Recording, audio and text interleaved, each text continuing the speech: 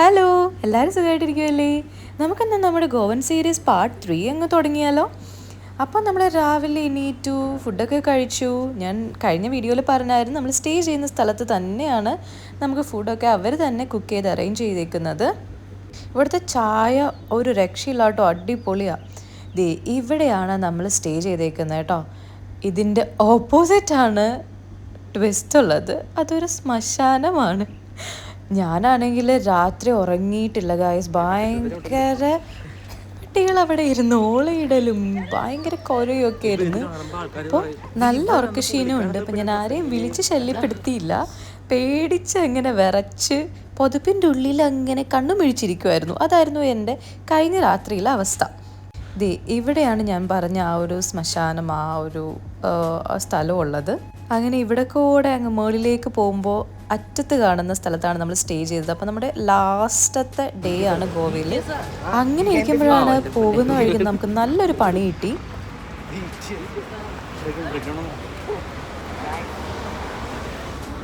അങ്ങനെ നമ്മുടെ വണ്ടി ബ്രേക്ക് ഡൗൺ ആയി. അങ്ങനെ നമ്മൾ ഗോവയിൽ വഴിയിൽ കിടക്കുകയാണ് ഗായ്സ്.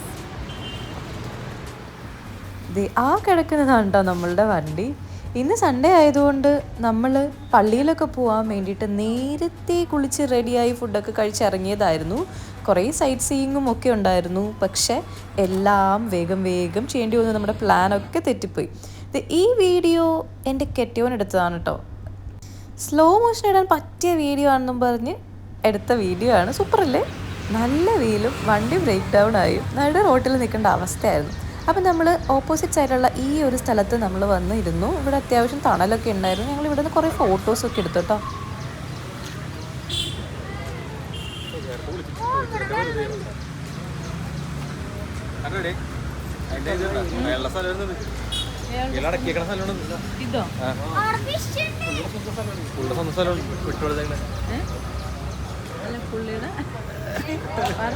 അതായത് ഈ പുള്ളിയുടെ സ്വന്തം സ്ഥലമാണ്. പള്ളിക്ക് വിട്ടുകൊടുത്തേക്കാണ്. പുള്ളിനെ അടക്കിയേക്കണ സ്ഥലം ഇതാണ്. അങ്ങനെ ആശിഷ് പറഞ്ഞതുപോലെ ഈ ഒരു പ്രോപ്പർട്ടി ജോൾസൺ ബ്രഗൻസയുടെ ആണ്. അത് അയാൾ മരിച്ചു കഴിഞ്ഞപ്പോൾ ഗോവയ്ക്ക് വിട്ടുകൊടുത്തേക്കുന്നതാണ് കേട്ടോ. കറക്റ്റ് മെയിൻ റോഡിൻ്റെ സൈഡിൽ തന്നെയാണ് ഈ ഒരു സ്ഥലമുള്ളത്. നമുക്കിവിടെ വന്ന് നല്ല തണലായതുകൊണ്ട് നമുക്കിവിടെ വന്ന് ഇരിക്കുകയും റെസ്റ്റ് ചെയ്യുകയൊക്കെ ചെയ്യാം. അങ്ങനെ അവർ നമുക്ക് വേണ്ടി വണ്ടിയൊക്കെ അറേഞ്ച് ചെയ്ത് തന്നു കേട്ടോ. വണ്ടി വന്നപ്പോൾ തന്നെ ഞങ്ങൾ വേഗം കയറി. കാരണം നമുക്ക് ഇനിയും സ്ഥലങ്ങൾ കാണാനായിട്ടുള്ളതാണ്. അങ്ങനെ നമ്മൾ പള്ളിയിലെത്തി. ഇത് നിങ്ങൾ കാണുന്നത് കത്തീഡ്രലാണ്. അതിന് നേരെ ഓപ്പോസിറ്റാണ് ബസിലിക്ക ഉള്ളത്. ഇവിടെയാണ് ഫ്രാൻസിസ് സേവിയറിൻ്റെ ബോഡി ഉള്ളത് കേട്ടോ. ടൈം പോയതുകൊണ്ട് നമ്മൾ കുറച്ച് സ്പീഡിലാണ് എല്ലാ സ്ഥലങ്ങളിലും നമ്മൾ പോയതെല്ലാം കവർ ചെയ്തത്.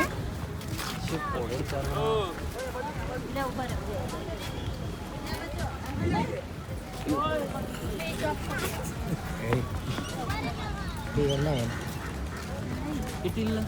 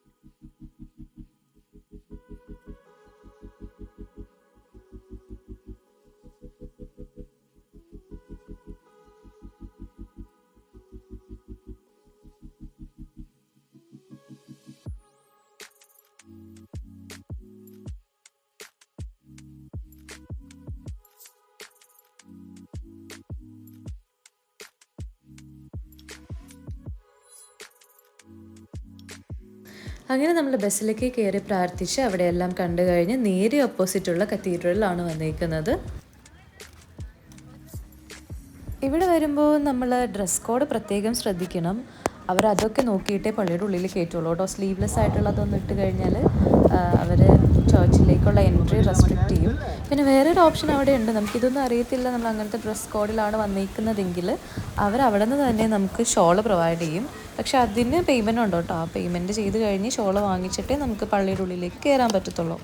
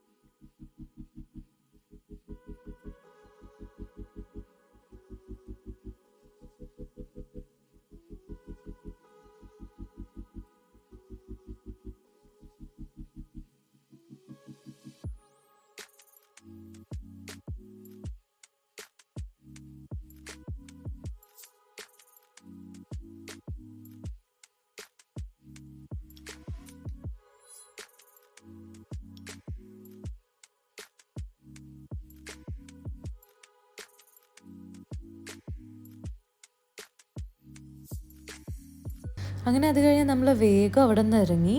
കാരണം ഇനിയും നമുക്ക് സ്ഥലങ്ങളിൽ പോകാനുണ്ട്, ഒരു ബീച്ചുണ്ട്, പിന്നെ ഷോപ്പിംഗ് ഒക്കെ ബാക്കി കിടക്കുക. അപ്പോൾ എനിക്ക് പറ്റുന്ന രീതിയിൽ ഞാൻ വേഗം ഓടിച്ച് എല്ലാ സ്ഥലവും കവർ ചെയ്യാനായിട്ട് നോക്കിയിട്ടുണ്ട് കേട്ടോ.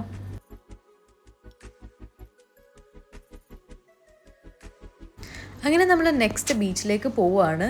നമ്മുടെ വണ്ടിയുടെ ഫ്രണ്ടിലൊരു ടെമ്പോ പോകുന്നുണ്ടായിരുന്നേ. അത് നോക്കിക്കഴിഞ്ഞാൽ നിങ്ങൾ അതെന്താണെന്നുള്ളത് വൈറ്റ് കളറിൽ അത് ഐസാണ് കേട്ടോ. ഞങ്ങളുടെ മുന്നിൽ ഈ വണ്ടി ഏകദേശം ഒരു 15 മിനിറ്റ്സോളം നമ്മുടെ മുന്നിലുണ്ടായിരുന്നു. പക്ഷേ അതിൻ്റെ ഐസ് അത്രയും നേരം ഇരുന്നിട്ടും മെൽറ്റ് ആവുന്നുണ്ടായിരുന്നില്ല. പക്ഷെ അത് ഐസ് തന്നെയാണ്, പക്ഷെ അത് മെൽറ്റ് ആവുന്നുണ്ടായിരുന്നില്ല. അതെന്തുകൊണ്ടാണ് അത്രയും നേരമായിട്ടും ഐസ് മെൽറ്റ് ആവാഞ്ഞത് എന്നറിയുന്നവർ കമൻറ്റ് ചെയ്യും കേട്ടോ. ഞങ്ങൾ ഈ വഴി കൂടി പോകുമ്പോൾ പറയുമായിരുന്നു കേട്ടോ, നമ്മുടെ എറണാകുളത്തുള്ള മെയിനായിട്ടും കൊച്ചി സൈഡുള്ള ഫോർട്ട് കൊച്ചി, മട്ടാഞ്ചേരി അവിടെയുള്ള വഴികൾ പോലെ തന്നെയായിരുന്നു നമ്മൾ പോകുന്ന ഈ ഓരോ വഴികളും.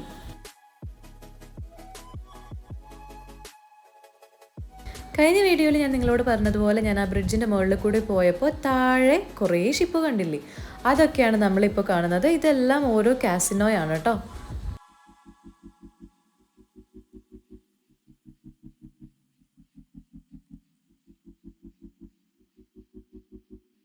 അങ്ങനെ നമ്മളത് ബീച്ച് എത്താറായി. നിങ്ങൾക്ക് ഈ ഒരു റോഡ് കണ്ടിട്ട് നമ്മുടെ എറണാകുളത്തുള്ള ഏതെങ്കിലും ഒരു റോഡായിട്ടൊരു സിമിലാരിറ്റി തോന്നുന്നുണ്ടോ? ആദ്യം നമ്മളുടെ സുഭാഷ് പാർക്കിൻ്റെയൊക്കെ അവിടെയുള്ള ഒരു വഴിയില്ലേ, ചിൽഡ്രൻസ് പാർക്ക്, ആ ഒരു വഴി മേനക, അവിടെയുള്ള സെയിം വഴി പോലെയാണ് കേട്ടോ എനിക്ക് തോന്നിയത്. ഇതാണ് കേട്ടോ ഗോവെല്ല മാർക്കറ്റ്.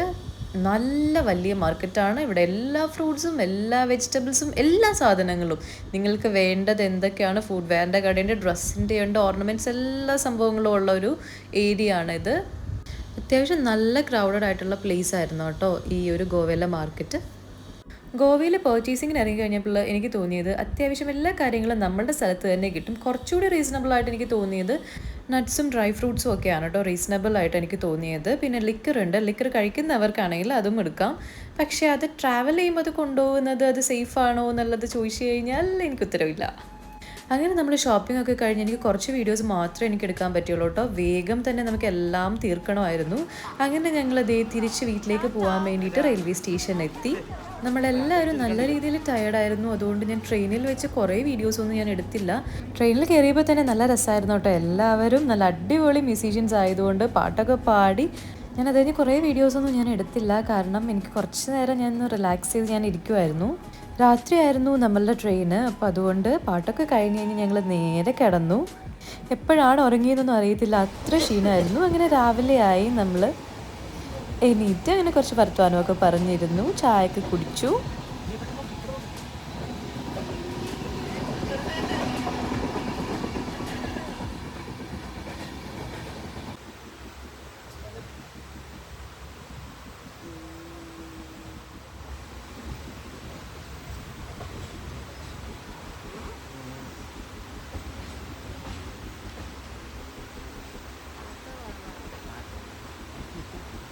അങ്ങനെ നമ്മൾ സൗത്ത് റെയിൽവേ സ്റ്റേഷൻ എത്തി. നമ്മൾ ട്രെയിനിൽ നിന്ന് ഇറങ്ങുവാണ്.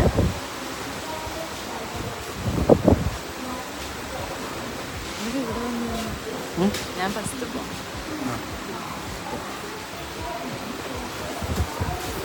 ഓക്കെ.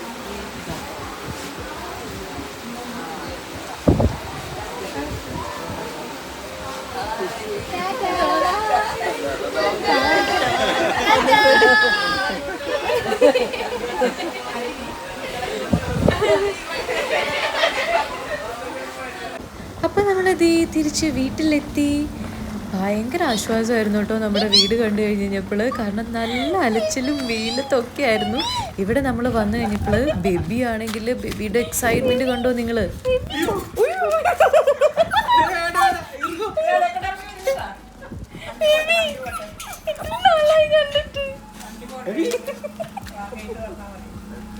അതാണ്. ഇത്രയേ ഉള്ളൂ നമ്മുടെ ഗോവൻ സീരീസിൻ്റെ വീഡിയോ. ഇത് ലാസ്റ്റ് പാർട്ടാണ്. അപ്പം എല്ലാവർക്കും ബൈ.